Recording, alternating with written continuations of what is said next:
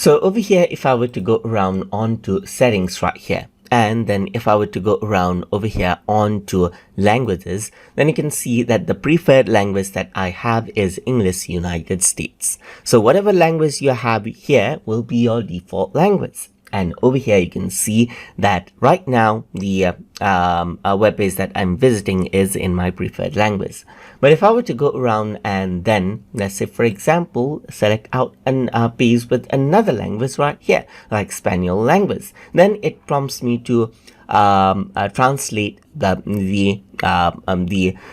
web page into English, as you can see right here. So if I were to go around and click on translate, then what happens is that it will simply translate this out to English, as you can see right here.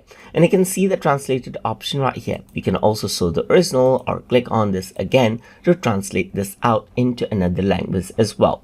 So you can also go around and choose something else. Let's say, for example, I can choose Vietnamese as well and translate it to Vietnamese, and it'll translate it to the particular language just like this, as you can see. So you can simply go around and show original or translate it out to another language, as you can see right here. So let me just click on show original.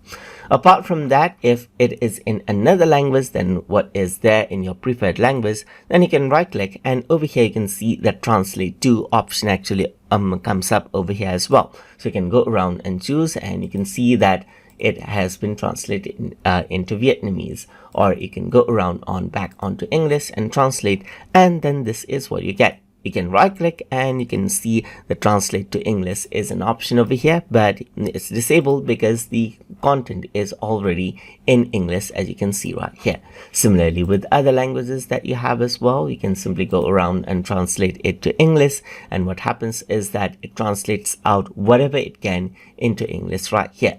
But many of those information may be in image format. Like, let's say, for example, over here, this particular logo is in image format and it's not in text format.